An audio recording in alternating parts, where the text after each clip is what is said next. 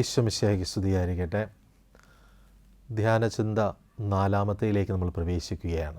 നിരാശയിൽ നിന്ന് പ്രത്യാശയിലേക്ക്.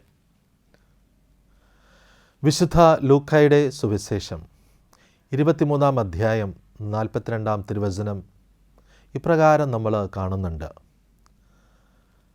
ഗുരു, നീ നിൻ്റെ രാജ്യത്ത് പ്രവേശിക്കുമ്പോൾ എന്നെയും കൂടെ ഓർക്കണമേ. ഇതാരുടെ പ്രാർത്ഥനയും ഇതാരുടെ അപേക്ഷയുമാണ്? വലതുഭാഗത്തായിരുന്ന കള്ളൻ്റെ അപേക്ഷ. നീ ജീവിതത്തിൽ എത്ര നിരാശ അനുഭവിക്കുന്ന വ്യക്തിയായാലും എൻ്റെ സാന്നിധ്യത്തിൽ നീ ആശ്രയിക്കുകയാണെങ്കിൽ നീ ഒരിക്കലും നിരാശനാകേണ്ടി വരികയില്ല. ദൈവത്തിൽ ആശ്രയിക്കുന്നവർക്ക് ദൈവം ആശ്രയവും അഭയസ്ഥാനവുമാണ്. പ്രിയപ്പെട്ടവരെ, നമ്മുടെ ഈ ആത്മീയ യാത്ര തുടരുമ്പോൾ ഈ നല്ല കള്ളൻ്റെ മനോഭാവം നമ്മുടെ ജീവിതത്തിലുണ്ടോ?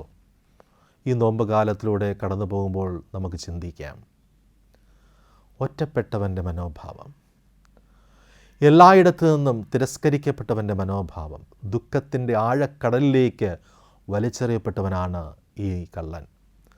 കുടുംബത്തിൽ നിന്ന്, സമൂഹത്തിൽ നിന്ന് കള്ളൻ എന്ന് മുദ്ര കുത്തിയ വ്യക്തി ജീവിതത്തിൻ്റെ അവസാനത്തെ കച്ചിത്തിരുമ്പുന്നോണം അവൻ ഗുരുവിൽ ആശ്രയിക്കുകയാണ് ചെയ്തത്. നിൻ്റെ രാജ്യത്ത് നീ പ്രവേശിക്കുമ്പോൾ എന്നെയും കൂടെ നീ ഓർക്കണമേ എന്നുള്ള പ്രാർത്ഥന, അപേക്ഷ.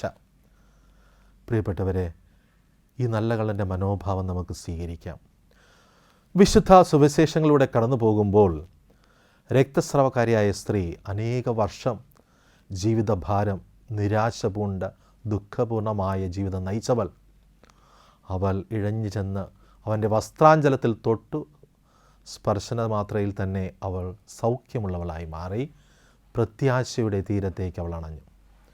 പ്രിയ സഹോദരങ്ങളെ, എത്ര തന്നെ ദുഃഖത്തിലും നിരാശയിലും ആണ്ടാലും ദൈവത്തിൻ്റെ വചനം നമ്മെ ഓർമ്മപ്പെടുത്തുന്നു.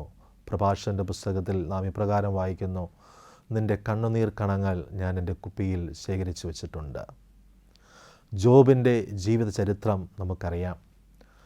ജീവിതത്തിൽ എല്ലാം നഷ്ടപ്പെട്ടിട്ടും അവസാന നിമിഷം വരെ ആ നിരാശയിൽ ആണ്ടുപോകാതെ ജീവിതത്തിൽ ദൈവത്തെ മുറുകെ പിടിച്ചുകൊണ്ട് ജീവിച്ചു.